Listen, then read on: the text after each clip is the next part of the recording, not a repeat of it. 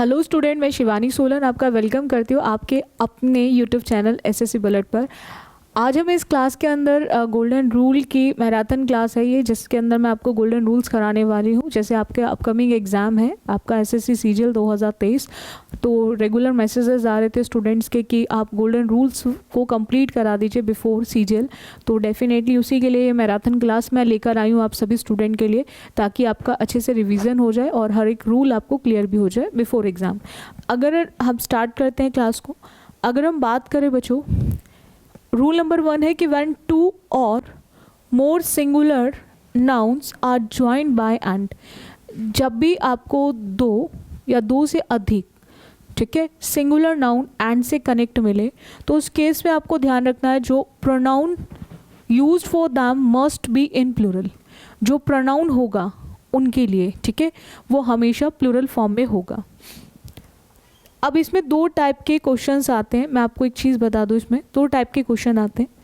पहला तो ये है कि इसमें एक तो वर्ब को लेकर आता है क्वेश्चन, दो टाइप के आते हैं, एक तो वर्ब को लेकर और दूसरा प्रोनाउन को लेकर। आपको ध्यान रखना है जब भी दो सिंगुलर नाउन एंड से कनेक्ट हो, जब भी दो सिंगुलर नाउन एंड से कनेक्ट हो,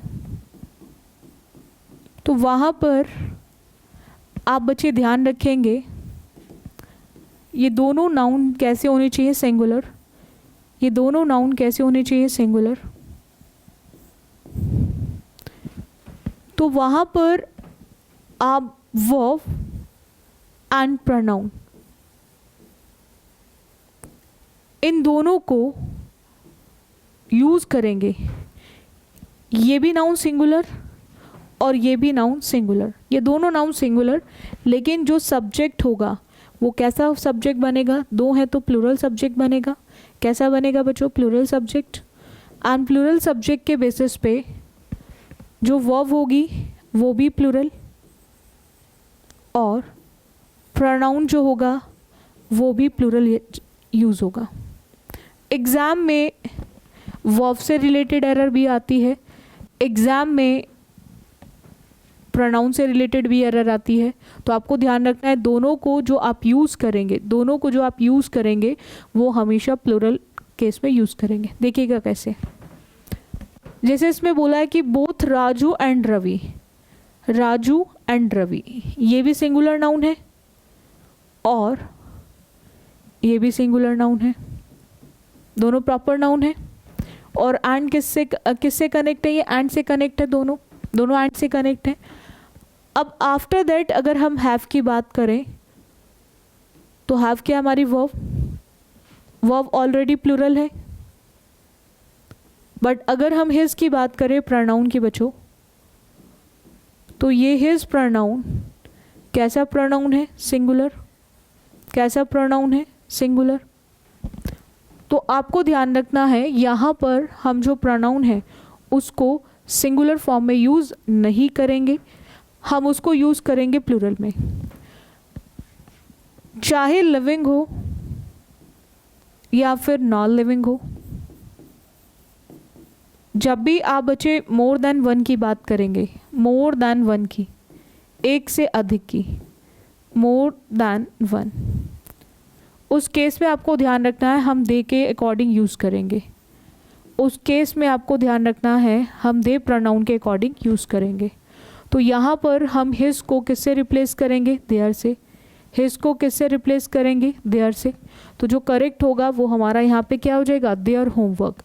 क्योंकि दो लोगों की बात हो रही है, दो के अकॉर्डिंग वर्ब करेक्ट है, दो के अकॉर्डिंग वर्ब करेक्ट है, और वहाँ पर हमारा जो प्रोनाउन होगा वो भी कैसा जाएगा? प्लूरल जाएगा।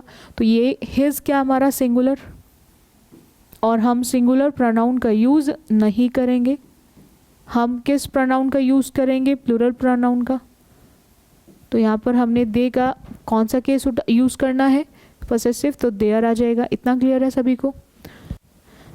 नेक्स्ट आते हैं। आज की जो क्लास है बहुत इंपॉर्टेंट क्लास है, बिकॉज मैं बहुत इंपॉर्टेंट रूल्स कराऊंगी आपको इस मैराथन क्लास में। जितने भी रूल्स आपके एग्ज़ाम्स में सबसे ज़्यादा पूछे जाते हैं, उन्हीं रूल्स को आज की हम इस क्लास में कवर करेंगे, ठीक है। देखो क्वेश्चन आपका CHSL 2022 का क्वेश्चन है। Fatima and Sana has both taken the vaccine. Again ये भी नाउन, कैसा, सिंगुलर, ये भी नाउन, कैसा, सिंगुलर, और ये दोनों किससे कनेक्ट है, एंड से। ये दोनों किससे कनेक्ट है, एंड से। अब पॉइंट आता है कि आफ्टर दैट ये जो हैज़ है ये वर्ब कैसी है, सिंगुलर, और हम सिंगुलर वर्ब का यूज़ नहीं करेंगे। हमें वर्ब कैसी चाहिए, प्लूरल।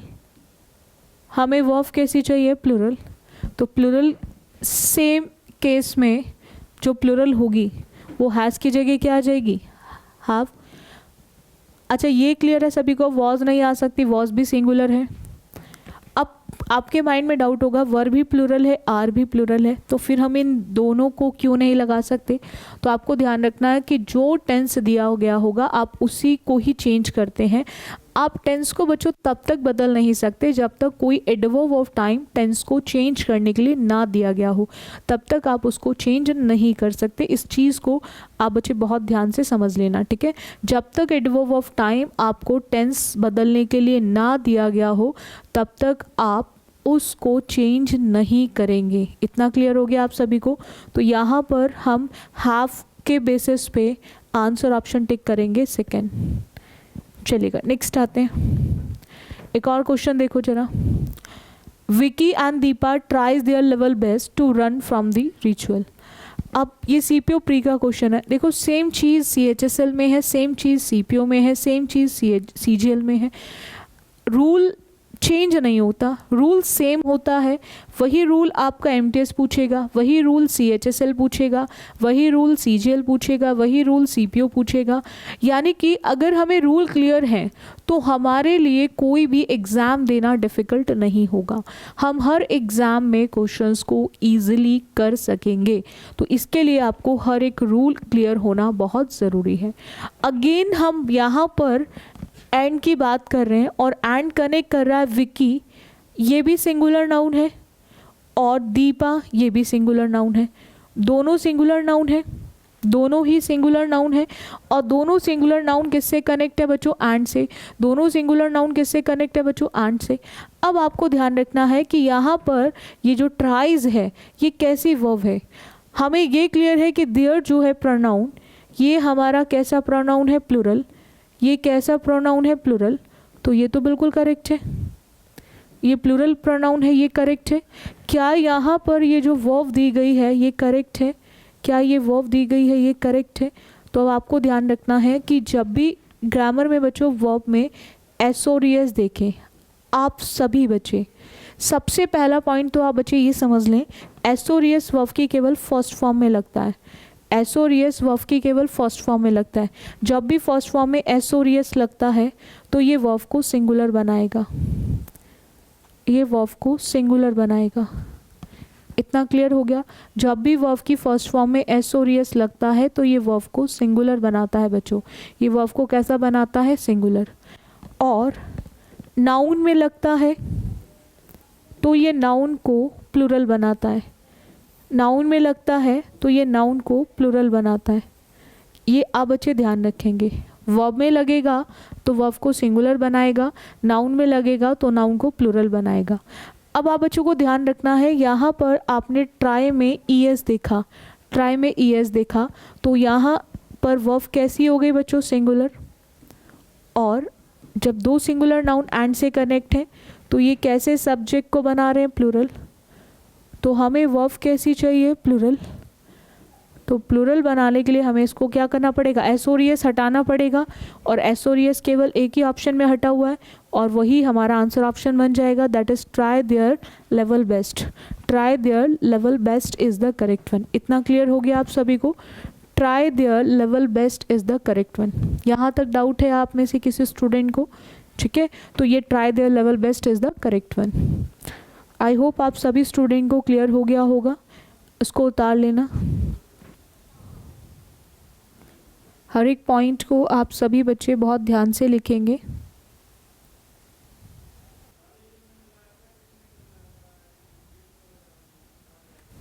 नेक्स्ट देखेंगे,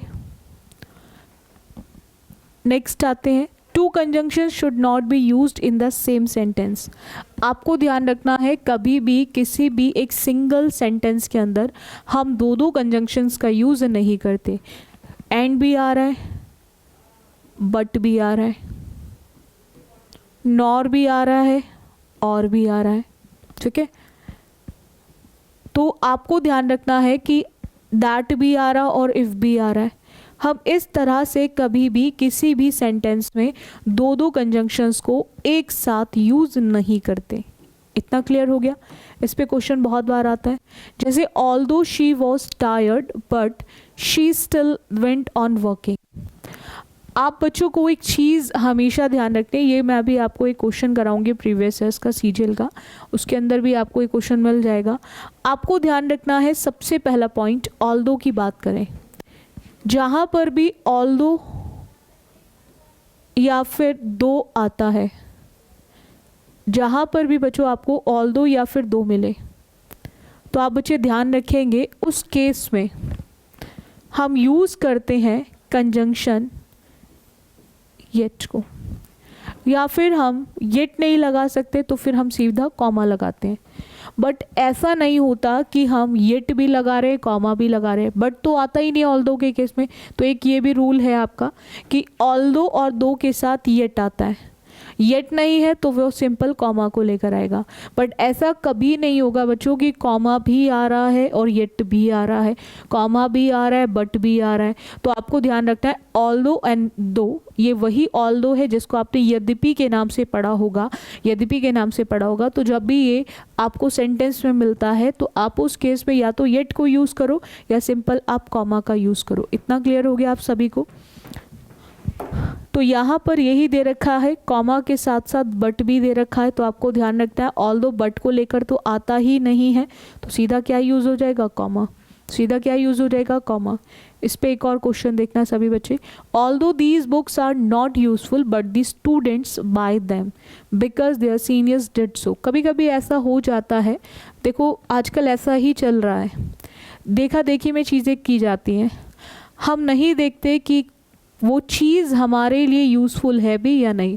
हम भेड़ चाल में चलना बहुत पसंद करते हैं, हमें ऐसा लगता है भेड़ चाल में चल रहे हैं तो बहुत अच्छा कर रहे हैं हम, कि जिस और भीड़ भाग रही है उसी और हम भी भाग रहे हैं। सेम क्वेश्चन के अंदर यही है कि बुक्स यूज़फुल नहीं है लेकिन फिर भी बच्चा खरीद रहा है, क्यों? क्योंकि उनके सीनियर्स ने ऐसा करा है।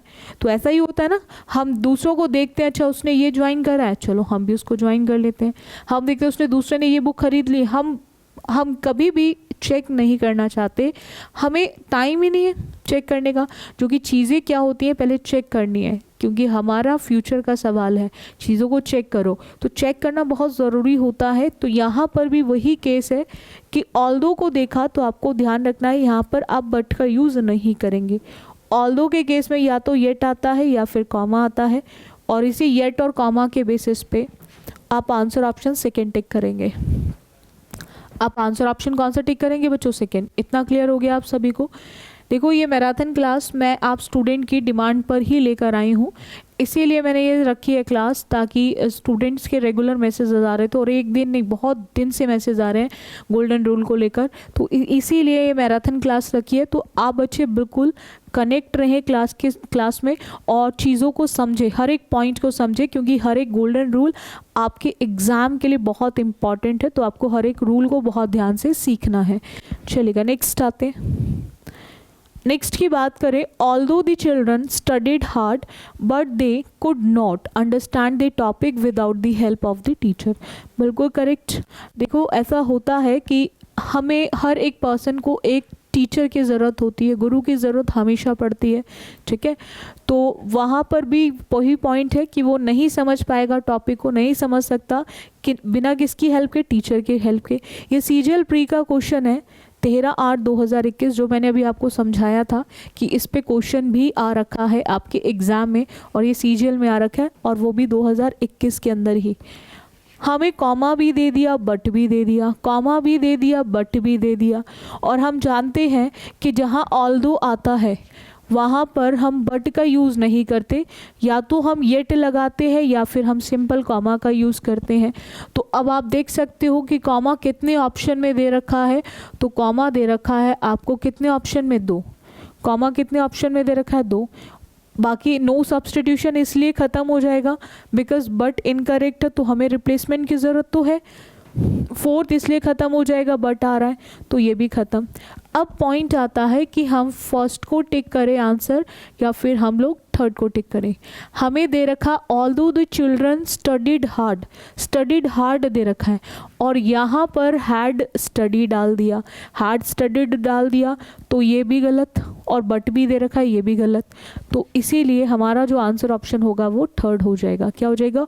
Although the children studied hard, comma, they could not understand the topic without the help of the teacher। इतना क्लियर हो गया आप सभी स्टूडेंट को? डाउट है यहाँ तक आप में से किसी स्टूडेंट को? तो सेम पॉइंट पर आपके एग्ज़ाम में भी क्वेश्चन पूछा गया है, सेम पॉइंट पर आपके एग्ज़ाम में भी क्वेश्चन पूछा गया है। यहाँ तक डाउट है बच्चों किसी को? नेक्स्ट आते हैं। Both should be used by and, it should be used in the positive sense and in the negative sense neither nor should be used in the place of both। देखो जहाँ पर भी आप बच्चों को both मिले, इसको बहुत सिंपल सी लैंग्वेज में समझ लो, आपको ध्यान रखना है उसके साथ and का यूज़ होगा, और both and के साथ पॉजिटिव सेंस में आता है, ठीक है। नेगेटिव है तो फिर नाइदर नॉर आएगा, नाइदर नॉर, ना तो ये और ना ही ये।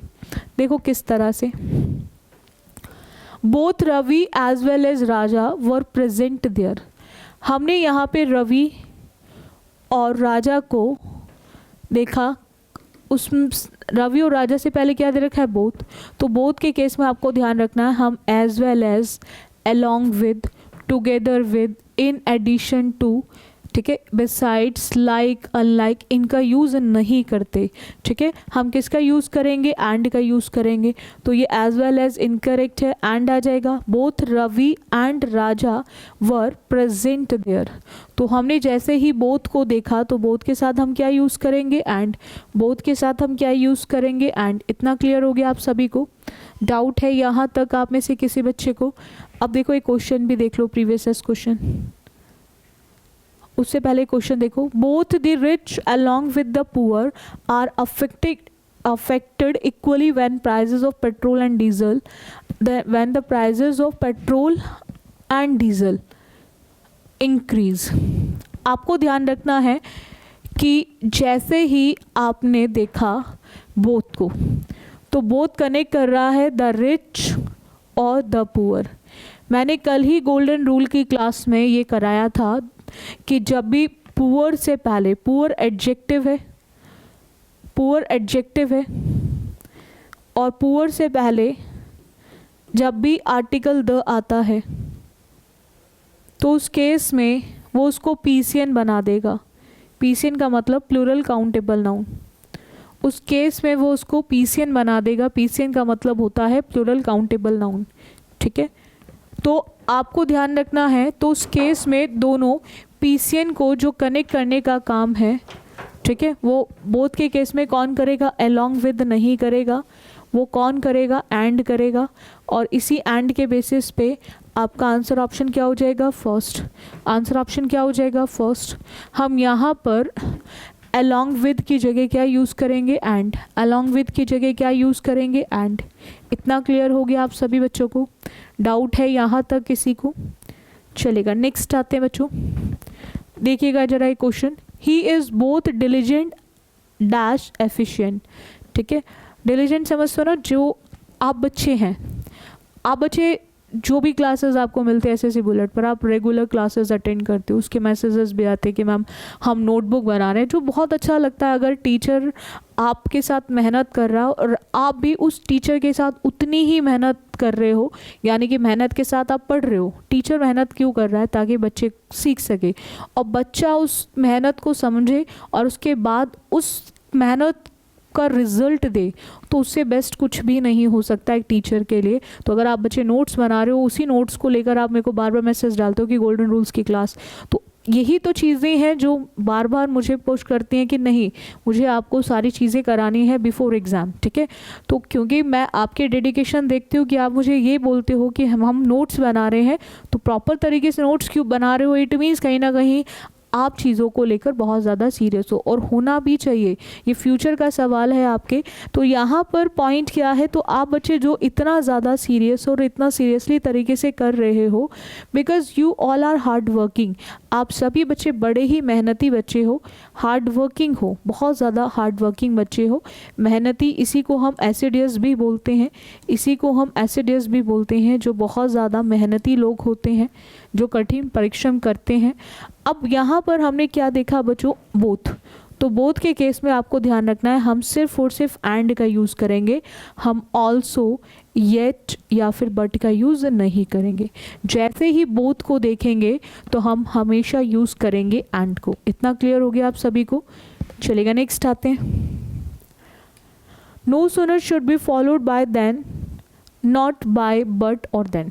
देखो इस पे क्वेश्चन बहुत आते हैं, कोई भी पेपर उठा लो एसएससी का, चाहे सीएचएसएल उठा लो, सीजीएल उठा लो, सीपीए उठा लो, एमटीएस उठा लो, कोई भी पेपर उठाओ, चाहे स्टेनो का उठाओ, इस पे क्वेश्चंस हमेशा मिलेगा आपको।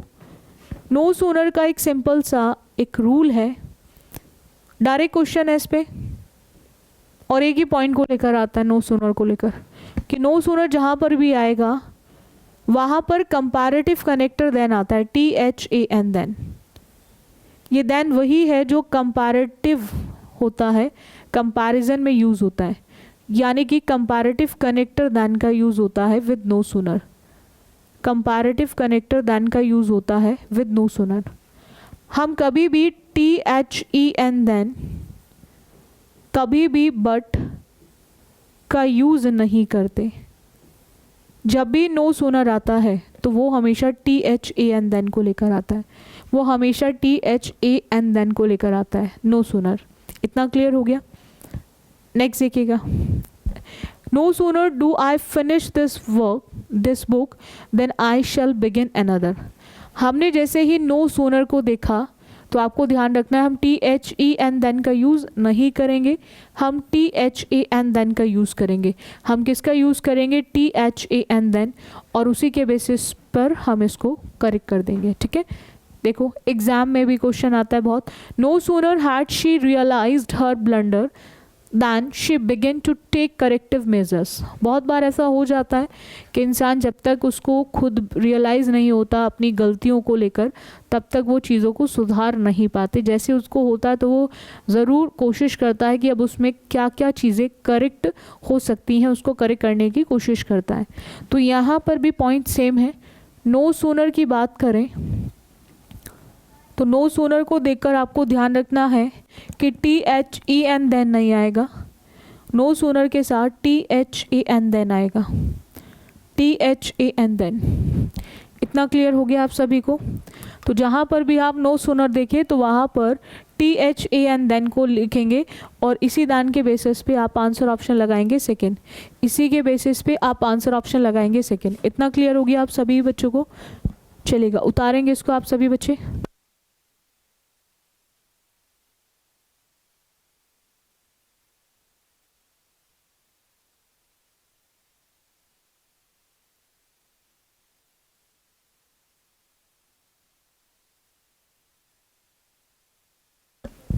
इतना क्लियर है सभी को? नेक्स्ट आते हैं बच्चों। No sooner did Priya get her report card when she started jumping with joy. CGL pre का क्वेश्चन है 18/8/2021 का। आपको ध्यान रखना है, जैसे ही आपने नो सूनर देखा तो नो सूनर के साथ हम कभी भी वैन का यूज़ नहीं करते। जैसे ही नो सूनर देखेंगे तो उसके साथ हम यूज़ करेंगे देन, और उसी देन के बेसिस पे हम लोग आंसर ऑप्शन कौन सा टिक करेंगे बच्चों? फोर्थ। हम आंसर ऑप्शन कौन सा टिक करेंगे? फोर्थ। सीधे सीधे क्वेश्चंस आते हैं, कुछ भी नहीं करना होता। नो सूनर देखो तो सीधा देन लगा दो आप बच्चे, नो सूनर को जब भी देखो तो आप बच्चे सीधा देन लगा दो। इतना क्लियर है? चलेगा, नेक्स्ट आते हैं। Hardly and scarcely should be followed by when, before but not, then and that. जैसे ही आप बच्चे हार्डली को देखें, ये भी डायरेक्ट क्वेश्चन आता है, हार्डली और स्कार्सली किसी काम को आप बहुत मुश्किल से कर पाते हो, हार्डली, स्कार्सली, बहुत ही मुश्किल से। तो इस पे भी एग्जाम में डायरेक्ट क्वेश्चंस आते हैं, जैसे हार्डली और स्कार्सली देखो तो आप यूज़ करेंगे वहाँ पर व्हेन। हार्डली एंड स्कार्सली के केस में एग्जाम में बहुत बार आता है THEN देन, THAN देन, या फिर दैट। तो आप बच्चों को ध्यान रखना है जहाँ पर भी हार्डली एंड स्कार्सली आता है वहाँ पर देन और दैट का यूज़ नहीं होता, हम हमेशा यूज़ करेंगे when. With hardly and scarcely हम व्हेन का यूज़ करते हैं। इतना क्लियर है आप सभी को? नेक्स्ट आते हैं, क्वेश्चन देखिएगा। Hardly did I reach the station dash the train started. हमने जैसे ही यहाँ पर हार्डली देखा बच्चों, तो हार्डली को देखकर आपको पहचान लेना है कि हम यूज़ करेंगे क्या, व्हेन। क्या यूज़ करेंगे, व्हेन। और व्हेन के बेसिस पे हमारा आंसर ऑप्शन क्या आ जाएगा, फोर्थ। हम कभी भी देन और बट का यूज़ नहीं करते, हम कभी भी देन और बट का यूज़ नहीं करते जब भी हम बात करेंगे हार्डली और स्कार्सली की। एग्जाम का क्वेश्चन देखेंगे। Hardly had we get in but the train started, but the train started. आपको ध्यान रखना है, आपने जैसे ही हार्डली देखा, अब ये देखो सेंटेंस इम्प्रूवमेंट का क्वेश्चन है, ये सेंटेंस इम्प्रूवमेंट का क्वेश्चन है, ठीक है।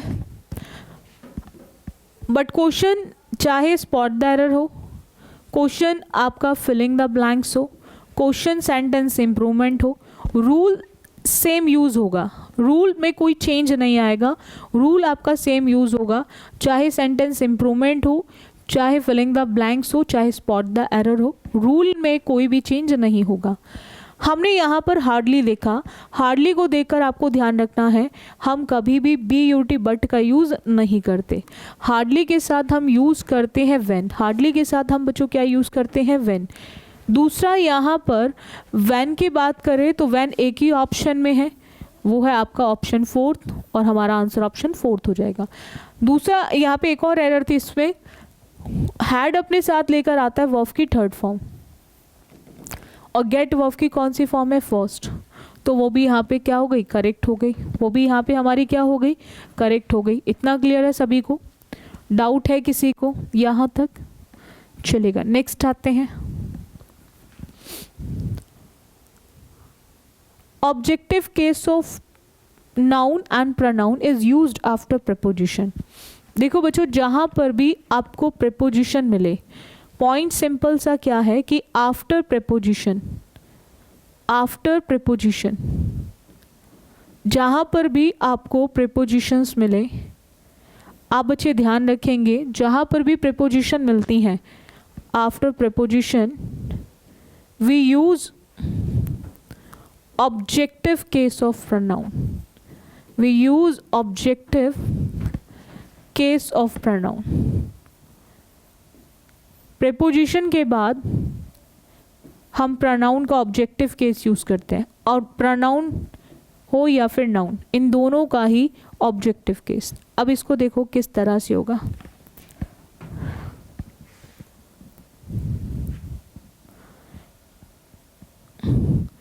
एक होता है बच्चों सब्जेक्टिव,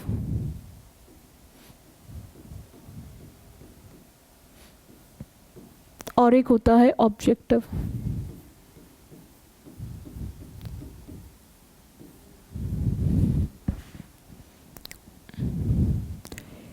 ही का हिम, शी का हर, दे का them, we का us, I का me, you का you, one का one, it का it। जहाँ पर भी आपको प्रीपोजिशन मिले तो आपको ध्यान रखना है उसके बाद आप इस केस को यूज़ करेंगे। ये केस है आपके प्रोनाउन का, आप उतारेंगे इसको आप सभी बच्चे, बहुत ध्यान से लिखेंगे हर एक पॉइंट को।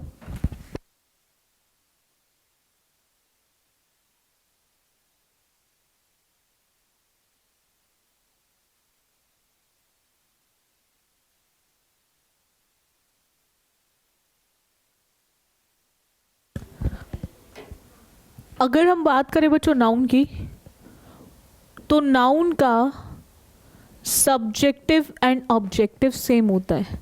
नाउन का सब्जेक्टिव एंड ऑब्जेक्टिव सेम होता है। नाउन के सब्जेक्टिव एंड ऑब्जेक्टिव में कोई डिफरेंस नहीं होता। नाउन का सब्जेक्टिव और ऑब्जेक्टिव बिल्कुल सेम होता है, उसके सब्जेक्टिव और ऑब्जेक्टिव में कोई भी चेंज नहीं होता। रोहन सब्जेक्टिव भी है, रोहन ऑब्जेक्टिव भी है, स्नेहा सब्जेक्टिव भी है, ऑब्जेक्टिव भी है, रीना सब्जेक्टिव भी है और ऑब्जेक्टिव भी है। यानी कि नाउन के सब्जेक्टिव और ऑब्जेक्टिव में कोई डिफरेंस नहीं होता। इसके सब्जेक्टिव एंड ऑब्जेक्टिव दोनों जो केस होते हैं वो सेम होते हैं। ठीक है, अब देखो यहाँ पर पॉइंट यही है, इसी पे क्वेश्चन है, I do not depend on dash. अब आपको ध्यान रखना है, अगर मैं बात करूँ हिज की तो ये आपका पसेसिव है, और अगर मैं हिमसेल्फ की बात करूँ तो ये आपका रिफ्लेक्सिव है। शी की बात करूँ तो सब्जेक्टिव है, और हिम की बात करूँ तो ऑब्जेक्टिव है। तो आपको ध्यान रखना है कि जो ऑन है वो आपका प्रेपोजिशन है, ऑन प्रेपोजिशन है, एंड प्रेपोजिशंस के बाद हम हमेशा यूज़ करते हैं ऑब्जेक्टिव केस ऑफ प्रोनाउन, और उसी के बेसिस पे आंसर ऑप्शन सी हो जाएगा। उसी के बेसिस पे आंसर ऑप्शन सी हो जाएगा। इतना क्लियर है आप सभी को? चलिएगा, उतारेंगे इसे आप सभी बच्चे। बहुत ध्यान से लिखा करो हर एक पॉइंट को। नेक्स्ट आते हैं, देखिएगा, the investigation revealed that both of they had given false information to obtain these certificates। CGL pre का क्वेश्चन है 12/4/2022 का। हमने यहाँ पर बच्चों क्या देखा? ऑफ का मतलब हो गया हमारा प्रेपोजिशन। ऑफ का मतलब क्या हो गया बच्चों? प्रेपोजिशन। आपको ध्यान रखना है, जैसे ही आपने प्रेपोजिशन देखा, तो यहाँ पर दे, यानी कि दे का मतलब सब्जेक्टिव, तो आप ध्यान रखेंगे प्रेपोजिशन के बाद हम कभी भी सब्जेक्टिव का यूज़ नहीं करेंगे। हमें किसका यूज़ करना है बच्चों? ऑब्जेक्टिव का। हमें किसका यूज़ करना है बच्चों? ऑब्जेक्टिव का। अब ऑब्जेक्टिव दे का जो होता है वो देम, और दैम कितने ऑप्शन में दे रखा है? तो हमें 2 ऑप्शन में दे रखा है, एक तो सेकेंड ऑप्शन में और एक आपके 4th ऑप्शन में। बाकी 2 ऑप्शंस हमारे एलिमिनेट हो सकते हैं। दे नहीं आ सकता, नो सब्स्टिट्यूशन तो होगा नहीं क्योंकि इम्प्रूवमेंट की ज़रूरत है। दे नहीं आएगा इसलिए थर्ड नहीं होगा। अब पॉइंट है कि वहाँ बोथ ऑफ है और यहाँ पे क्या दे दिया? Reveal that them. तो यहाँ पर इसके बेसिस पे ये खत्म, तो बचेगा कौन सा ऑप्शन? 4th। बचेगा बच्चों कौन सा ऑप्शन? 4th। इतना क्लियर हो गया? तो 4th is the correct one. Same चीज़ आपके एग्जाम में पूछी गई है, सेम चीज़ आपके एग्जाम में पूछी गई है। आपको हर एक पॉइंट को बहुत ध्यान से समझना है, और ये मैराथन का पर्पस सिर्फ और सिर्फ यही था कि आप अच्छे से बिफोर एग्ज़ाम चीज़ों को सीख ले, और इस बार आपको सीजीएल 2023 कैसे भी करके क्रैक करना ही है। एक अच्छे स्कोर के साथ रैंक आप भी ला सकते हैं।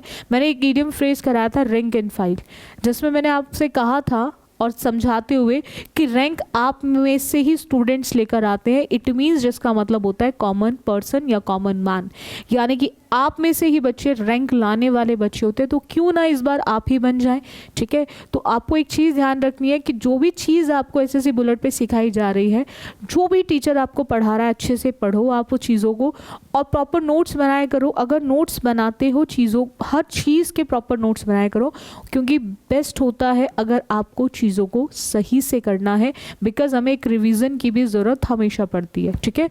चलेगा, इससे नेक्स्ट चलें। नेक्स्ट देखेंगे बच्चों, नेक्स्ट रूल देखेंगे बच्चों। टू नेगेटिव जो भी नेगेटिव होते हैं चाहे वो कैंसल ईच अदर, यानी कि जो भी दो नेगेटिव वर्ड्स होंगे आपको एक चीज़ ध्यान रखनी है, वो कभी भी एक साथ यूज़ नहीं होते। दो नेगेटिव वर्ड्स को हम कभी भी एक साथ यूज़ नहीं करते, ये आपको हमेशा ध्यान रखना है, ठीक है। उसी के लिए लिखा हुआ है कि hence two negative should not be use in the same sentence unless we make an affirmation. जब तक आप उस नेगेटिव को अफर्मेटिव में चेंज नहीं करते तब तक आप दो नेगेटिव वर्ड्स को एक साथ एक सेंटेंस में यूज़ नहीं कर सकते, ठीक है। देखो किस तरह से हमने बोला I have not got none, I have not got none, not भी नेगेटिव है और नन भी नेगेटिव है। आप बच्चों को ध्यान रखना है, हम कभी भी दो नेगेटिव वर्ड्स को एक साथ यूज़ नहीं करते, तो हम यहाँ पर नॉट को देखकर हम नन को चेंज करेंगे पॉजिटिव यानी कि एनी में। जैसे नेवर दिया होता है तो आप एवर लगाते हैं पॉजिटिव में, एवर लगाते हैं पॉजिटिव में, नेवर दिया है तो एवर लगेगा, और नथिंग दिया है तो एनीथिंग लगेगा। उसी तरह से अगर नन दिया है तो आपको एनी का यूज़ करना है, नन दिया है तो आपको एनी का यूज़ करना है। इतना क्लियर है आप सभी को? चलेगा, नेक्स्ट आते हैं। At present means at the present time. जब भी आप एट प्रेजेंट देखें तो उसका मतलब होता है कहीं ना कहीं आप प्रेजेंट टाइम की बात कर रहे हो, कहीं ना कहीं आप उस प्रेजेंट टाइम की बात कर रहे हो। लेकिन जैसे ही प्रेजेंटली लिखा हो तो इसका मतलब होता है जो चीज़ आपकी बहुत कम समय में होने वाली है, दैट इज शॉर्टली, ठीक है। तो these should not B confused, इसको लेकर आपको कन्फ्यूज नहीं होना है। जैसे हम लिटिल और फ्यू वाला केस आता है ना, little is used for countable या अनकाउंटेबल, तो वहाँ पे बच्चा बहुत कंफ्यूज होता है। तो लिटिल का यूज़ हमेशा वहाँ होता है जिन चीज़ों को आप गिन नहीं सकते, that is uncountable. And few का यूज़ हमेशा वहाँ होता है जिन चीज़ों को आप 1 2 3 की फॉर्म में गिन सकते हो। तो सेम यहाँ पर भी आता है। जैसे ही एट प्रेजेंट देखें आप बच्चे, तो एट प्रेजेंट का मतलब होता है कहीं ना कहीं एट द प्रेजेंट टाइम, और प्रेजेंटली देखें तो उसका मतलब होता है जो चीज़ शॉर्टली होने वाली है, ठीक है। चलेगा, नेक्स्ट आते हैं। Nothing more can be done presently. अब यहाँ पर आपने देखा प्रेजेंटली, तो यहाँ पर हम बात कर रहे हैं कुछ भी ऐसा नहीं है जो कुछ और होने वाला है, ठीक है। तो एक टाइम की बात हो रही है तो उस केस में हम प्रेजेंटली की जगह क्या बोलेंगे? एट प्रेजेंट बोलेंगे। क्या बोलेंगे? प्रेजेंट, एट प्रेजेंट बोलेंगे। इतना क्लियर हो गया आप सभी को? नेक्स्ट आते उसने लिखा है कि ही will come back at present. तो हम बात कर रहे हैं अगेन, अभी हमने क्या देखा कि प्रेजेंटली का मतलब होता है शॉर्टली। तो यहाँ पर आपको एक ही चीज़ ध्यान रखनी है, हमने बात कर रहे हैं कि वो वापस आएगा, यानी कि बहुत जल्दी वापस आएगा, बहुत कम समय में वापस आएगा। तो कम समय के लिए हम एट प्रेजेंट की जगह क्या बोलेंगे? प्रेजेंटली बोलेंगे। क्या बोलेंगे? प्रेजेंटली, यानी कि वो बहुत जल्दी ही वापस आएगा, बहुत कम समय में वापस आएगा, तो he will come back presently. Next आते हैं। Hardly is an adverb which means rarely. Hardly, scarcely, इन सब का मतलब होता है जो काम आपका बहुत मुश्किल से होगा या करना है, यानी कि एक ऐसा काम जो बहुत ही मुश्किल है करना। और whereas hard is an adjective which means tough. अब देखो, मैंने जैसे, अब इस पॉइंट को समझना, जैसे मैंने आपसे बोला कि एडजेक्टिव का मतलब होता है, सबसे पहला पॉइंट, एडजेक्टिव का मतलब होता है बच्चों जो भी आपके नाउन और प्रोनाउन इन दोनों को क्वालिफाई करता है। जो भी आपके नाउन और प्रोनाउन इन दोनों को क्वालिफाई करता है उसको हम एडजेक्टिव बोलते हैं, उसको हम एडजेक्टिव बोलते हैं जो किसी भी नाउन और प्रोनाउन को क्वालिफाई करता है। ऐसे ही एक एडवर्ब आता है। एडवर्ब जो होता है ये आपके वर्ब एडजेक्टिव और another adverb, another adverb को क्वालिफाई करता है, another adverb को क्वालिफाई करता है।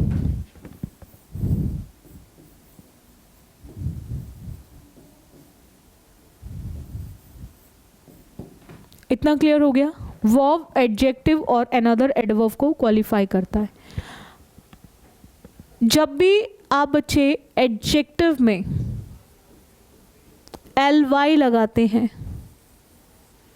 तो ये एडजेक्टिव एडवर्ब बनेगा।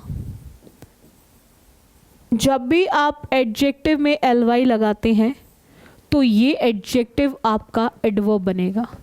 जैसे ही आपने एडजेक्टिव में ly लगाया तो ये एडजेक्टिव आपका एडवर्ब बन जाएगा। ये आपको ध्यान रखना है।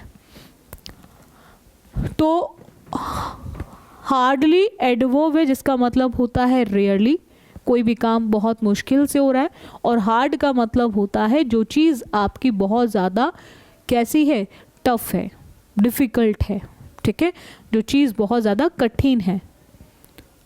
अब इसमें भी बहुत बार हम लोग कंफ्यूज हो जाते हैं। It is a hardly job. ये हार्ड क्या है? जॉब। जॉब मतलब नाउन, और जो नाउन के बारे में बताता है उसको हम एडजेक्टिव बोलते हैं। जो नाउन के बारे में बताता है उसको हम एडजेक्टिव बोलते हैं।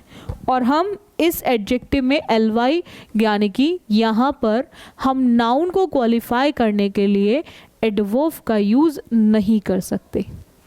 तो हमें यहाँ पर हार्डली में से ly हटाकर क्या लिखना होगा? Hard. It is a hard job. ठीक है, ये जॉब कैसी है? ये कठिन जॉब है। ये कैसी जॉब है? कठिन जॉब है। इतना क्लियर हो गया आप सभी को? डाउट है यहाँ तक किसी को? चलेगा, नेक्स्ट आते हैं।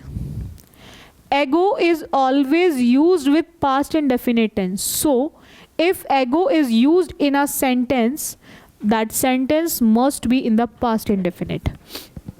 आपको ध्यान रखना है, जहां पर भी आपको एगो मिले, लॉन्ग एगो मिले, 2 years एगो मिले,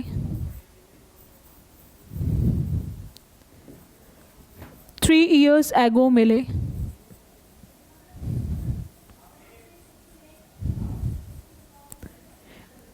ये सब आपके पास्ट इंडेफिनिट को बताते हैं बच्चों। ये पास्ट इंडेफिनिट को बताते हैं। और पास्ट इंडेफिनिट में आपको ध्यान रखना है 2 चीज़ों को। अगर सेंटेंस अफर्मेटिव है तो आप ध्यान रखेंगे, आप यूज़ करेंगे सब्जेक्ट के बाद वर्ब की सेकेंड फॉर्म। और अगर सेंटेंस आपका नेगेटिव है या सेंटेंस आपका इंटेरोगेटिव है तो वहाँ पर आपको ध्यान रखना है, उस केस में आप यूज़ करेंगे सब्जेक्ट के बाद डिड। और जैसे ही डिड आएगा तो वहाँ पर डिड के साथ वर्ब की फर्स्ट फॉर्म आती है। डिड के साथ वर्ब की फर्स्ट फॉर्म आती है। नेगेटिव है, अगर नेगेटिव है तो सब्जेक्ट के साथ हम डिड नॉट लिखेंगे, डिड नॉट लिखेंगे, और अगेन वर्ब की फर्स्ट फॉर्म। और इंटेरोगेटिव है तो डिड बिफोर सब्जेक्ट आ जाएगा एंड आफ्टर दैट वर्ब की फर्स्ट फॉर्म आ जाएगी विथ क्वेश्चन मार्क। तो आपको ये ध्यान रखना है कि जहाँ पर भी आप इन एडवर्ब्स ऑफ टाइम को देखेंगे, तो जहाँ पर भी आप इन एडवर्ब्स ऑफ टाइम को देखेंगे तो उस केस में आप यूज़ करेंगे पास्ट इंडेफिनिट टेंस। ठीक है, उतार लेंगे इसको आप सभी बच्चे। वहाँ पर आपको यूज़ करना है पास्ट इंडेफिनिट टेंस।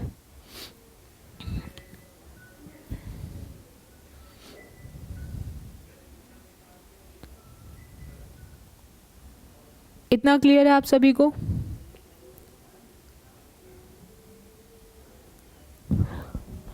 डाउट है यहाँ तक किसी को? क्लियर हो गया? नेक्स्ट चले।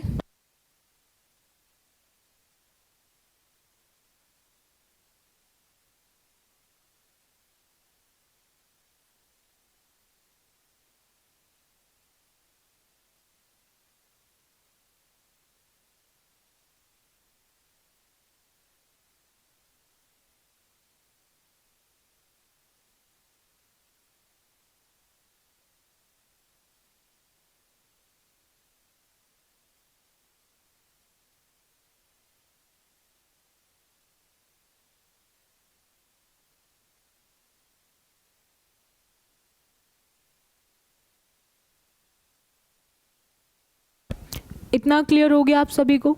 नेक्स्ट आते बच्चों, ही डैश अ मंथ एगो। जैसे ही आपने एगो देखा तो एगो का मतलब हुआ पास्ट इंडेफिनिट। एगो का मतलब होता है past indefinite.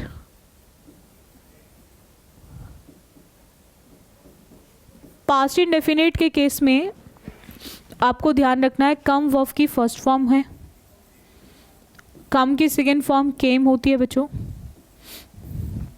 Come first came second and come again third होती है। आप बच्चे हमेशा ध्यान रखेंगे, जैसे ही आपने एगो देखा तो एगो को देखकर आपको यूज़ करना है पास्ट इंडेफिनिट टेंस।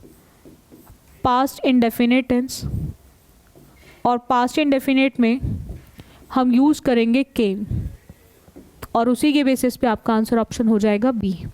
उसी के बेसिस पे आपका आंसर ऑप्शन हो जाएगा B, that is came is the correct one. इतना क्लियर है आप सभी को। नेक्स्ट आते हैं, she has return from Delhi a month एगो।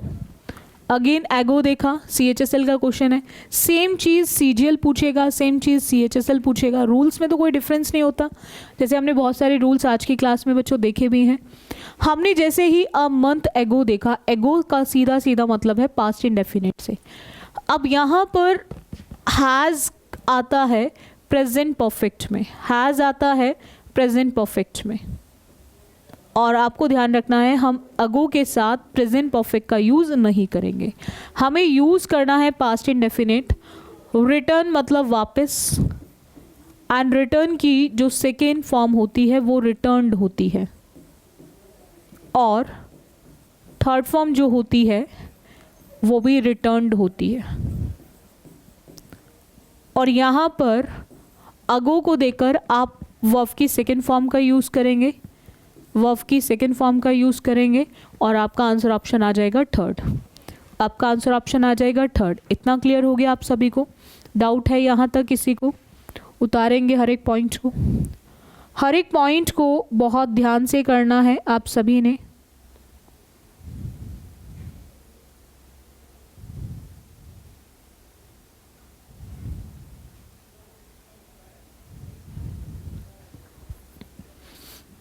नेक्स्ट आते हैं, the sentence which starts with seldom, never, hardly, rarely, scarcely takes an inversion structure.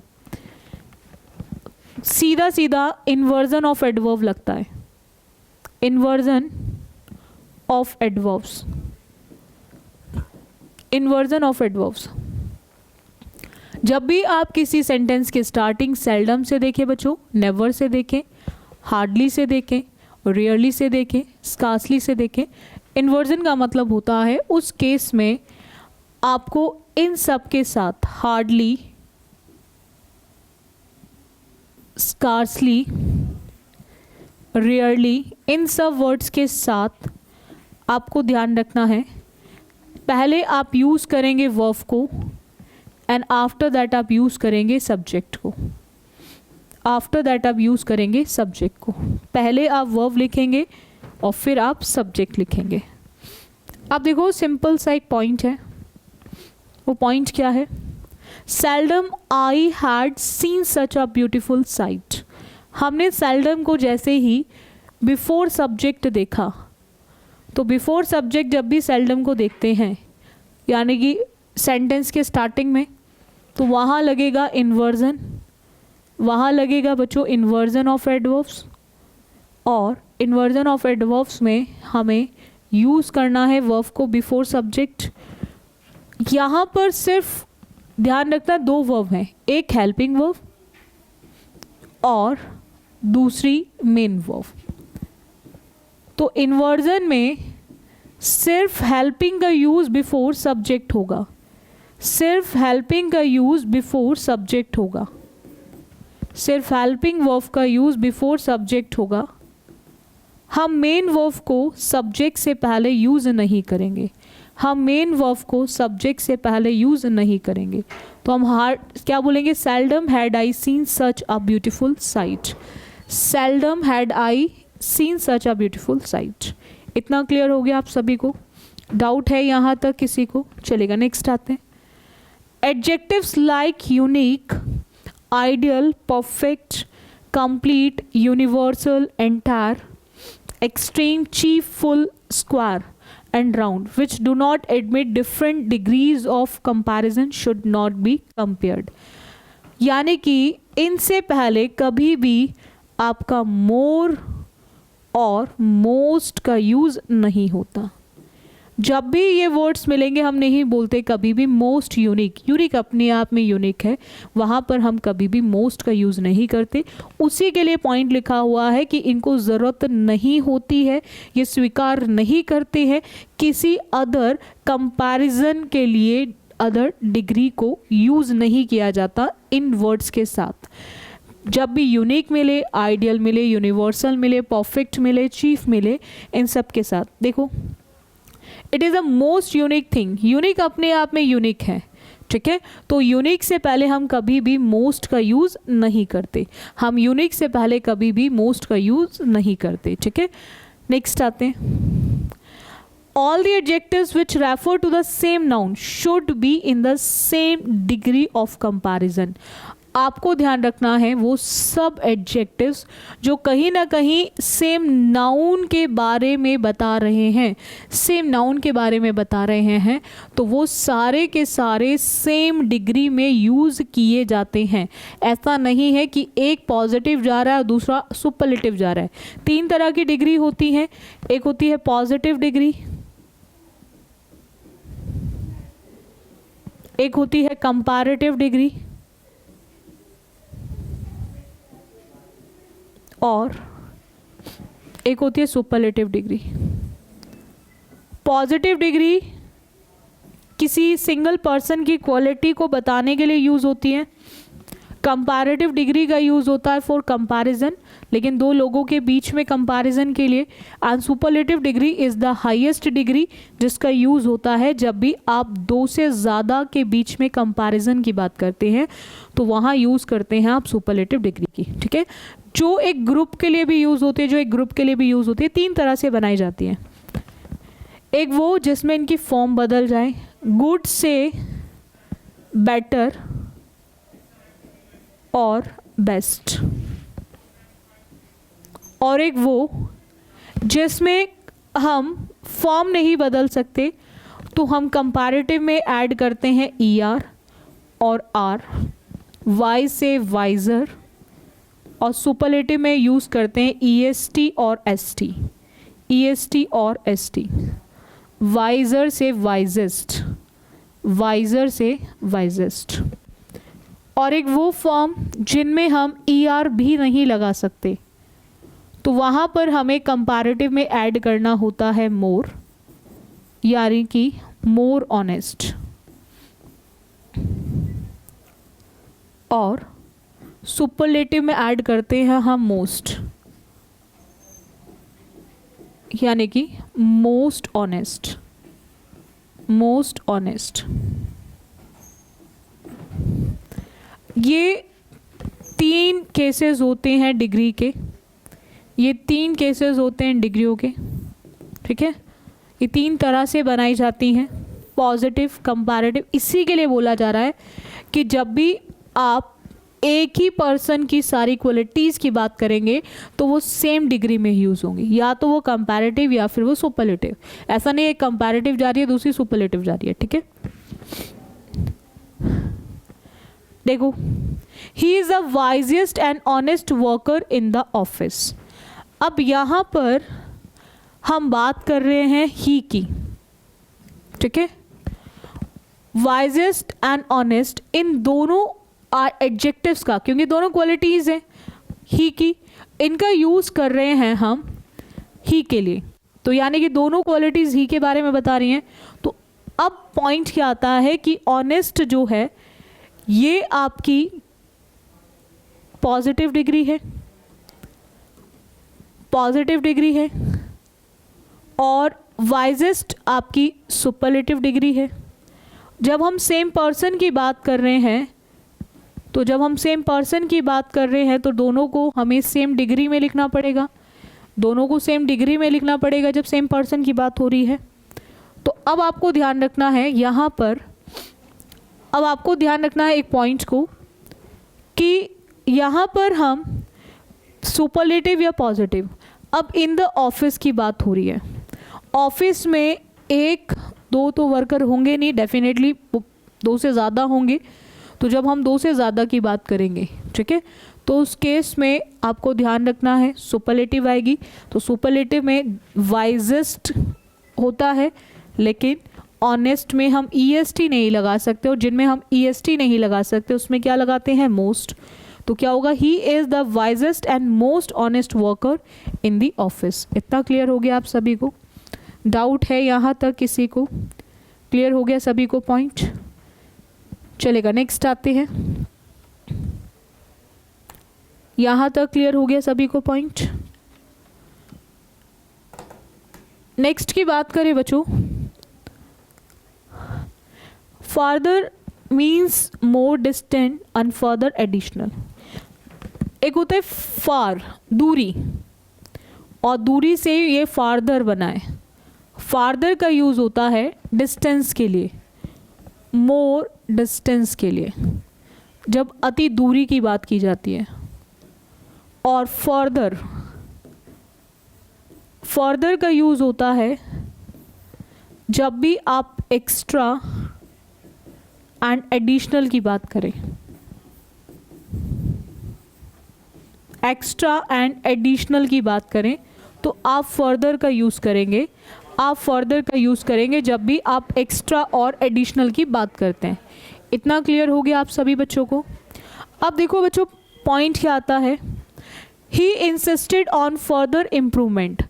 Further आएगा, फार्दर नहीं आएगा। इम्प्रूवमेंट यानी कि उसको और भी इम्प्रूवमेंट की ज़रूरत है। यहाँ दूरी की बात नहीं है, हम डिस्टेंस की बात नहीं कर रहे हैं। तो जब डिस्टेंस की बात नहीं कर रहे हैं तो हमें क्या लिखना पड़ेगा, फर्दर। हमें क्या लिखना पड़ेगा, फर्दर। तो यहाँ पे क्या आएगा, he insisted on further improvement. उसने मुझे फोर्स किया और इम्प्रूवमेंट के लिए, ठीक है, कि कहीं ना कहीं बिल्कुल सही है। जब हमें कुछ कर सकते हैं और अच्छा कर सकते हैं तो हमारे जो बड़े होते हैं, हमारे पेरेंट्स, हमारे टीचर, जैसे मैं आपसे बोलती हूँ हमेशा कि आप बच्चे रैंक ला सकते हैं, आप भी रैंक ला सकते हो। उसके लिए थोड़ा सा ही तो आपको हार्डवर्क प्लस स्मार्ट वर्क करना है। सिर्फ हार्डवर्क से सिलेक्शन नहीं आएगा, उसके साथ साथ थोड़ा सा स्मार्ट वर्क भी करना पड़ेगा। कहीं ना कहीं आपको चीज़ों के अंदर थोड़ा सा टाइम मैनेजमेंट पे फोकस करना पड़ेगा। एक है मुझे क्वेश्चन आता है मैं सॉल्व कर सकता हूँ, और एक है मैं उसको सेकंड्स में सॉल्व कर सकता हूँ। तो ये क्या है, हार्ड वर्क नहीं, स्मार्ट वर्क है कि सेकंड्स में किस तरह से, जैसे मैंने आपको पैराजंबल की मैंने बहुत सारी क्लासेस SSC बुलेट पे ली हैं, जिसमें मैंने आपको ट्रिक समझाई है कि आप किस तरह से जो आप 5 से 10 मिनट में क्वेश्चन करते थे अपने टाइम पर बिना किसी क्लासेस लिए, उसी क्वेश्चन को आप चाहते हो कि सेकंड्स में करूं, तो वो जो मिनट्स का सेकंड में जो गेम है वो कैसे होगा, वो सिर्फ एलिमिनेशन से होगा। तो वहाँ हार्ड वर्क नहीं, थोड़ा सा स्मार्ट वर्क करना पड़ेगा। थोड़ा सा स्मार्ट बन जाओ तो अपने आप चीज़ें होना शुरू हो जाएंगी। चलेगा, नेक्स्ट आते हैं। To express quantity and degree some is used in affirmative sentence and any in negative और इंटेरोगेटिव। अगर आप चाहते हैं कि क्वांटिटी को दिखाना, क्वांटिटी का मतलब होता है सीधा सीधा अनकाउंटेबल नाउन। तो अनकाउंटेबल नाउन में जब भी हम बात करते हैं अनकाउंटेबल नाउन की, तो क्वांटिटी के लिए हम सम का भी यूज़ करते हैं और एनी का भी। बस एनी तब आएगा जब सेंटेंस इंटेरोगेटिव हो या फिर नेगेटिव हो। सम कब आएगा, जब आपका सेंटेंस अफर्मेटिव होगा। अगर अफर्मेटिव है क्वांटिटी में तो आपका फिर सम आएगा, और सेंटेंस नेगेटिव या इंटरोगेटिव है तो एनी आएगा। इतना क्लियर है आप सभी को? देखिएगा, have you bought some mangoes. जैसे ही आपने हेल्पिंग वर्ब को बिफोर सब्जेक्ट देखा और एट द एंड आपने क्वेश्चन मार्क को देखा, एट द एंड आपने क्वेश्चन मार्क को देखा, तो ये क्लियर है कि सेंटेंस हमारा इंटेरोगेटिव है। और अभी हमने क्या सीखा, जब भी इंटेरोगेटिव सेंटेंस होगा या फिर नेगेटिव सेंटेंस होगा, तो वहाँ पर हम सम का यूज़ नहीं करेंगे। किसका यूज़ करेंगे? एनी का। किसका यूज़ करेंगे? एनी का। इतना क्लियर हो गया आप सभी को? हम किसका यूज़ करेंगे बच्चों? एनी का। यहाँ तक डाउट है किसी को?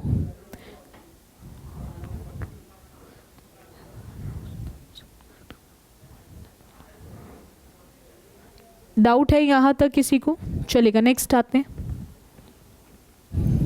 इन comparing two things, the comparative should be used, the superlative should not be used।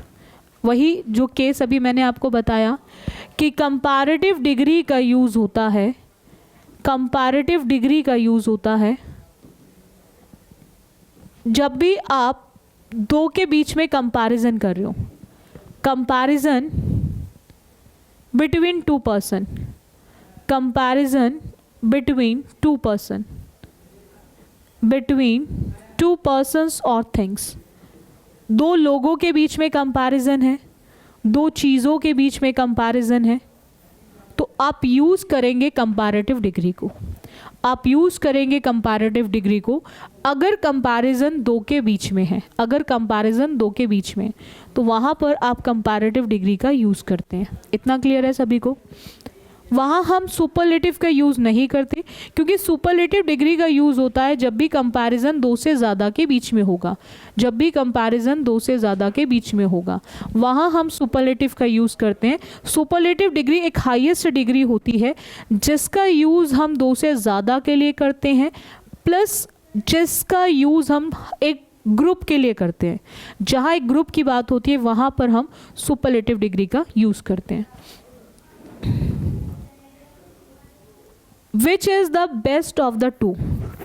हमने दो की बात करी, तो दो के लिए बेस्ट जो है वो सुपरलेटिव डिग्री है, और उसी का जो कंपैरेटिव फॉर्म है वो है आपका बेटर। तो जहाँ दो की बात होगी वहाँ हम कंपैरेटिव का यूज़ करेंगे, वहाँ हम कंपैरेटिव डिग्री का यूज़ करेंगे। दो के लिए हम हमेशा कंपैरेटिव डिग्री का यूज़ करते हैं। इतना क्लियर हो गया आप सभी को? डाउट है यहाँ तक किसी को? तो which is the best of the two, तो which is the better of the two. इस पे क्वेश्चन बहुत आते हैं आपके एसएससी एग्ज़ाम में, उतार लेंगे इसको आप सभी बच्चे, हर एक पॉइंट को लिखते चलेंगे बहुत ध्यान से।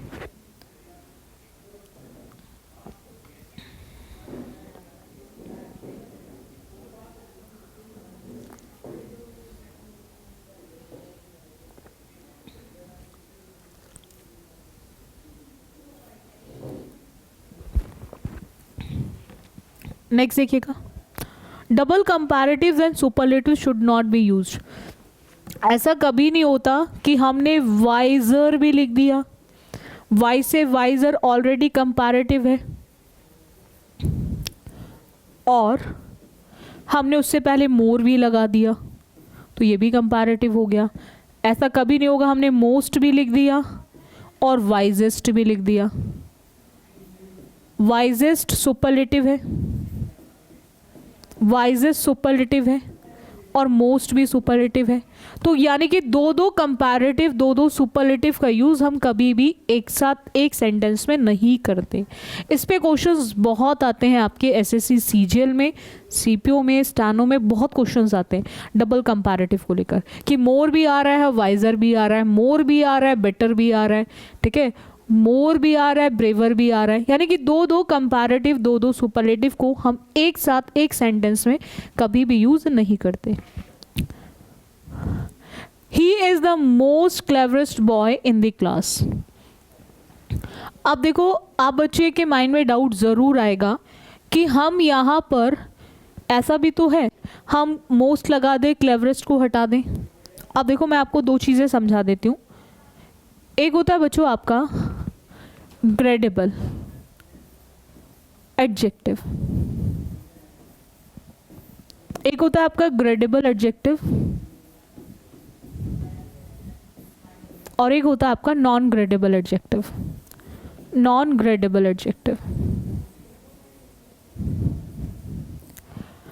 आप बच्चों को ध्यान रखना है, ग्रेडेबल एडजेक्टिव उन एडजेक्टिव को बोलते हैं जिनमें हम ऐड करते हैं E R, R, E S T और एस टी, वो ग्रेडेबल होते हैं। और जिनका ग्रेडेबल नहीं बन सकता, यानी कि जिनमें हम ई आर नहीं लगा सकते, वो होते हैं हमारे नॉन ग्रेडेबल। नहीं लगा सकते तो क्या लगाएंगे? कंपैरेटिव में मोर, कंपैरेटिव में मोर और सुपरलेटिव में मोस्ट, सुपरलेटिव में मोस्ट, कंपैरेटिव में मोर और सुपरलेटिव में मोस्ट। यही होगा। कंपैरेटिव में क्या लगेगा? मोर, सुपरलेटिव में क्या लगेगा? मोस्ट। अब देखो एक चीज़ आपको ध्यान रखनी है, हम नॉन ग्रेडेबल तभी बनाएंगे जिसका ग्रेडेबल नहीं बन सकता, लेकिन जिसका ग्रेडेबल बन सकता है हम उसका नॉन ग्रेडेबल नहीं बनाते। क्लेवर में ई एस टी लग सकता है, यानी कि क्लेवरेस्ट जो है वो आपका ग्रेडेबल है। तो अगर ग्रेडेबल है तो फिर हम इसका नॉन ग्रेडेबल नहीं बनाएंगे। तो इसीलिए हम इसमें से मोस्ट हटाएंगे, हम क्लेवरेस्ट में से ई एस टी को नहीं हटाएंगे। ठीक है। सेम नीचे है, सेम नीचे कैसे? हमें मोर भी दे दिया और वाइजर ऑलरेडी कंपैरेटिव है। कैसा? ग्रेडेबल एडजेक्टिव है। तो जब ग्रेडेबल है तो फिर नॉन ग्रेडेबल नहीं बनेगा। हम वाइजर लिखेंगे, हम मोर का यूज नहीं करेंगे। इतना क्लियर हो गया? तो he is more visor then his brother की जगह होगा he is visor then his brother, he is visor then his brother. इतना क्लियर हो गया आप सभी को? डाउट है यहाँ तक किसी को? क्लियर है? नेक्स्ट आते हैं, the comparative adjective superior, inferior, senior, junior, prior, anterior, posterior, prefer, etcetera should not be followed by to, should be followed by to instead of than. सीधा सा क्वेश्चन आता है, जूनियर देन, प्रेफर देन। आपको ध्यान रखना है, जैसे ही आप इन वर्ड्स को देखोगे तो आप सीधा सीधा देन की जगह टू लगाओगे। इस पे क्वेश्चन बहुत आते हैं, एनडीए में बहुत आते हैं, सीडीएस में बहुत आते हैं, एसएससी में बहुत आते हैं।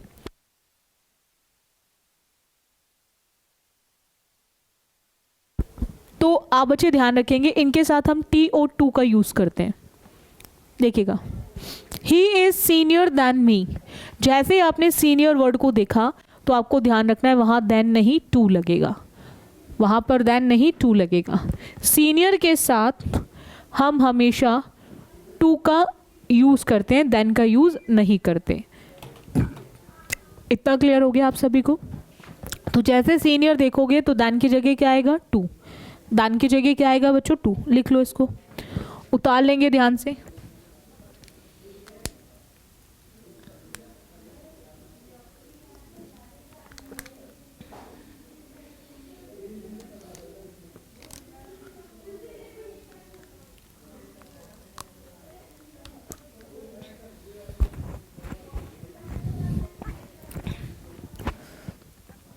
नेक्स्ट आते हैं, when cardinal and ordinal are used together, ordinal precede the cardinal।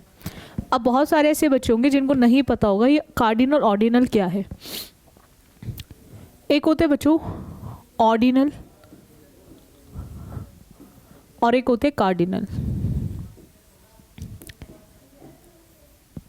एक ऑर्डिनल एडजेक्टिव्स और एक कार्डिनल एडजेक्टिव्स।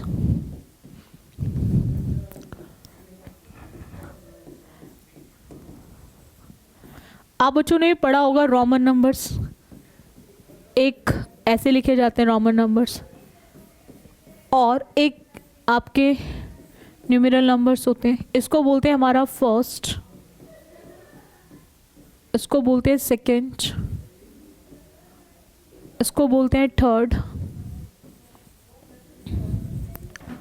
और ये होते हैं 1 2 3। इसी में लास्ट भी आता है। पॉइंट आता है कि आप जैसे मैच देखते हो उसमें बोलता है ना फर्स्ट 2 प्लेयर्स बोलता है, यानी कि पॉइंट क्या आता है कि अगर ये आपको एक साथ दिए गए होंगे, ठीक है, when cardinal and ordinal adjectives come together in a sentence, in that case what will be the sequence of these adjectives. Question बनता है इस पर कि अगर आपको ये एक साथ दिए गए होंगे तो उस केस में इनका सीक्वेंस क्या होगा। तो आपको ध्यान रखना है वहाँ सीक्वेंस होता है O प्लस सी, O प्लस सी। उस केस में जो सीक्वेंस रहता है वो O प्लस सी का रहता है। पहले आप यूज़ करेंगे ऑर्डिनल को, पहले यूज़ करेंगे ऑर्डिनल को और फिर यूज़ करेंगे कार्डिनल को। पहले आप ऑर्डिनल को यूज़ करेंगे और फिर यूज़ करेंगे आप कार्डिनल को। इस पॉइंट को ध्यान से समझ लेना, पहले ऑर्डिनल और फिर आपका कार्डिनल। इतना क्लियर है?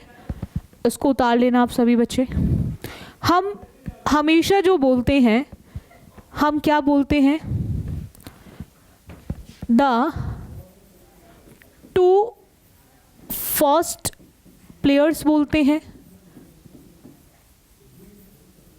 या फिर द फर्स्ट टू बोलते हैं, फर्स्ट टू प्लेयर्स। तो आप बच्चे ध्यान रखेंगे यहाँ पर टू जो है ये कार्डिनल है और फर्स्ट आपका ऑर्डिनल है। तो जैसे ही आप कार्डिनल ऑर्डिनल को एक साथ किसी भी सेंटेंस में देखेंगे तो आप यहाँ पर सीक्वेंस जो लिखेंगे वो फर्स्ट टू का यूज़ करेंगे, ordinal plus cardinal, O plus C. That is the correct sequence. O plus C is the correct sequence. पहले ऑर्डिनल और फिर कार्डिनल। इतना क्लियर हो गया आप सभी को? डाउट है यहाँ तक किसी को? नेक्स्ट आते हैं। इसी चीज़ को क्वेश्चंस में दे रखा है, the 4 first boys will be given the chance. तो 4 मतलब हमारा कार्डिनल और फर्स्ट मतलब हमारा ordinal.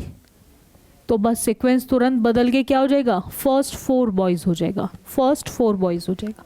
The first 4 boys will be given the chance. इतना क्लियर है? उतारेंगे इसको आप सभी बच्चे, बहुत ध्यान से लिखेंगे।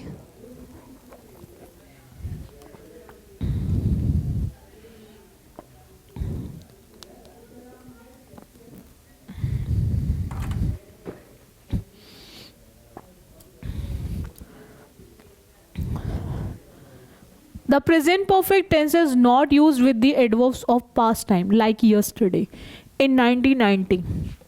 जब भी आप yesterday देखो, in 1990 देखो, in 1940 देखो, in 1950 देखो, तो आपको ध्यान रखना है वहाँ पर past indefinite tense यूज़ होगा। हमने अभी पढ़ा था आज ही एक गोल्डन रूल, एगो, लॉन्ग एगो।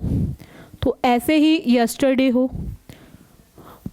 इन 1990 हो, तो उस केस में आप हमेशा पास्ट इंडेफिनिट टेंस को यूज़ करते हैं। ठीक है, जैसे आपने बोला आई हैव पास्ड, ठीक है, यस्टरडे, ठीक है, यस्टरडे देखा तो हैव का यूज़ नहीं होगा, I passed yesterday, I passed yesterday। अब this examination लिख लो, I passed this course लिख लो, I have passed this examination yesterday। I have seen this movie yesterday लिख लो, I have seen this movie yesterday लिखो, yesterday। तो जैसे ही yesterday लिखा तो have हटेगा और पास्ट इंडेफिनिट में मैंने आज ही स्ट्रक्चर सिखाया आपको। अफॉर्मेटिव में वर्ब की सेकेंड फॉर्म आती है, तो यहाँ पर आपको ध्यान रखना है सी वर्ब की फर्स्ट फॉर्म होती है, सी की सेकेंड फॉर्म सॉ और थर्ड फॉर्म सीन। तो यहाँ पर आप सीन की जगह सॉ लिखेंगे, सीन की जगह सॉ लिखेंगे। इतना क्लियर हो गया। यस्टरडे को देखकर आप सीन की जगह क्या लिखेंगे, सॉ। इतना क्लियर है आप सभी को? डाउट है यहाँ तक किसी को? नेक्स्ट देखें बच्चों।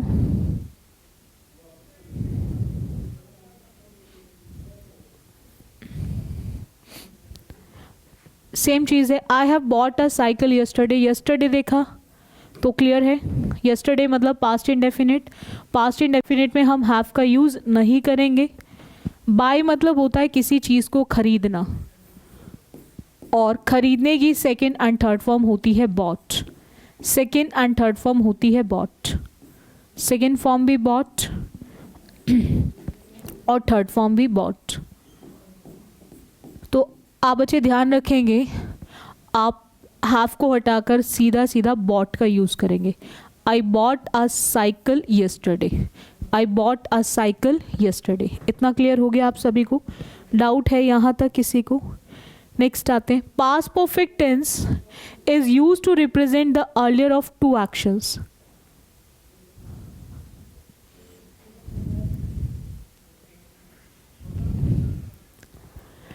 इसमें आपको एक चीज़ ध्यान रखनी है कि पास्ट परफेक्ट टेंस का जो यूज़ होता है वो हम वहाँ करते हैं जहाँ कहीं ना हमें रिप्रेजेंट करना होता है पहले दो एक्शंस को, ठीक है? यानी कि एक के बाद एक हम यूज़ करते हैं। इस केस में दो कंप्लीटेड एक्शन के लिए पास्ट परफेक्ट का यूज़ होता है।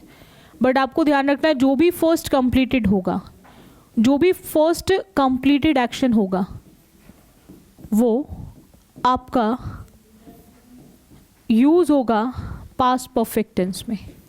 वो यूज़ होगा पास्ट परफेक्ट टेंस में, पास्ट परफेक्ट टेंस में। और जो भी आपका सेकेंड कंप्लीटेड होगा, जो भी आपका सेकेंड कंप्लीटेड एक्शन होगा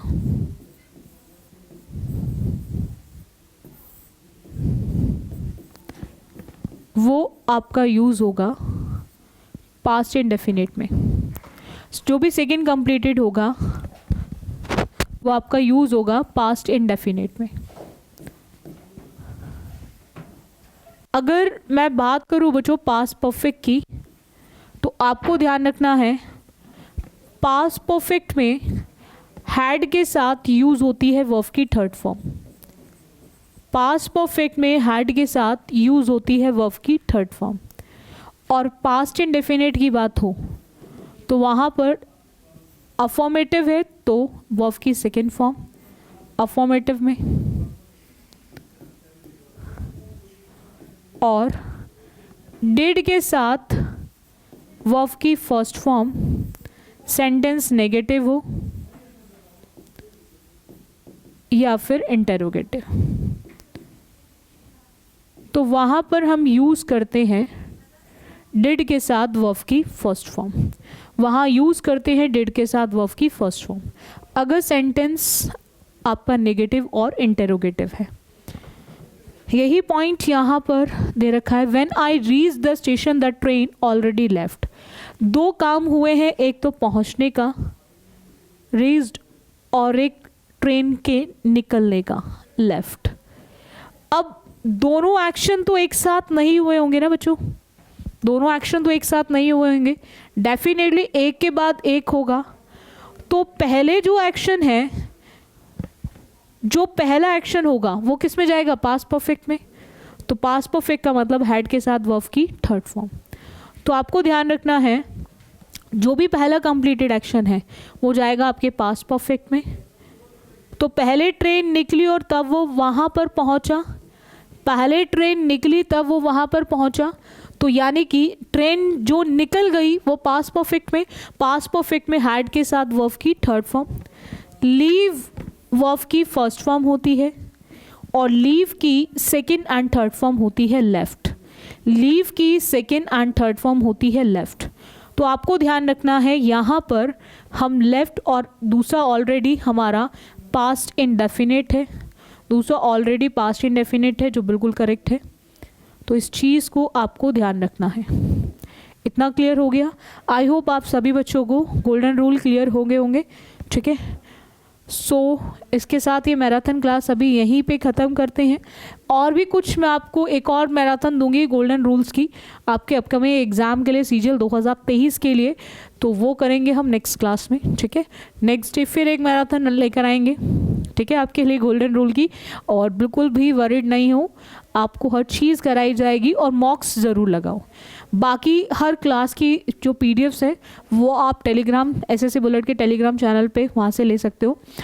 और रेगुलर क्लासेस चलती हैं, मॉक की क्लास चलती है 4:15 पे, तो रेगुलर लाइव क्लास अटेंड करो आप सभी बच्चे। और मैराथन जब तक मिल रही है हमको, मैराथन्स को भी लो। और हर रूल्स की, जैसे आप बच्चे मुझे मैसेज करते रहते हो कि हम नोट्स बना रहे हैं, तो बहुत अच्छी बात है अगर आप बच्चे नोट्स बना रहे हो, ठीक है। तो अच्छे से नोट्स बनाओ, प्रॉपर तरीके से तैयारी करो। So thank you student for this session. बाकी करेंगे हम नेक्स्ट क्लास में।